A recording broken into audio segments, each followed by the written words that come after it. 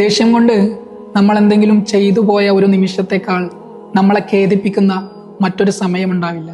വിശുദ്ധ ഖുർആനിൽ സത്യവിശ്വാസികളെ കുറിച്ച് അള്ളാഹു പറയുന്നത് വൽ കാളിമീനൽ ഗൈള വൽ ആഫീന അനിൻ നാസ് എന്നാണ്. ദേഷ്യം വരാത്തവർ എന്നല്ല, ദേഷ്യത്തെ അടക്കി പിടിക്കുന്നവർ, മറ്റുള്ളവർക്ക് പുറത്തു കൊടുക്കുന്നവർ. കൈകരുത്തുകൊണ്ട് മറ്റൊരാളെ അതിജയിക്കുന്നവനേക്കാൾ ശക്തൻ ദേഷ്യം വരുമ്പോൾ സ്വയം നിയന്ത്രിക്കുന്നവനാണ് എന്നാണ് പ്രവാചക വചനം. ദേഷ്യത്തെ നിയന്ത്രിക്കാനുള്ള 3 ടിപ്സും പ്രവാചകൻ തന്നെ പഠിപ്പിക്കുന്നുണ്ട്. ഒന്നാമതായിട്ട് ബി സൈലന്റ്. ദേഷ്യം വരുമ്പോൾ നിങ്ങളൊന്നും സംസാരിക്കാതെ ഇരിക്കുക. രണ്ടാമതായിട്ട് ചേഞ്ച് യുവർ പൊസിഷൻ. ദേഷ്യം വരുമ്പോഴുള്ള ആ അവസ്ഥയിൽ നിന്ന് മാറുക. മൂന്നാമതായിട്ട് പ്രവാചകൻ ഒരു കാര്യം കൂടി പഠിപ്പിക്കുന്നുണ്ട്. പെർഫോം വുളു. നിങ്ങൾ വുളു ചെയ്യുക. അടക്കാൻ പറ്റാത്ത ദേഷ്യം ഇനി എപ്പോഴെങ്കിലും ഉണ്ടാവുകയാണെങ്കിൽ ഈ കാര്യങ്ങളൊന്ന് പ്രാക്ടീസ് ചെയ്ത് നോക്കുക.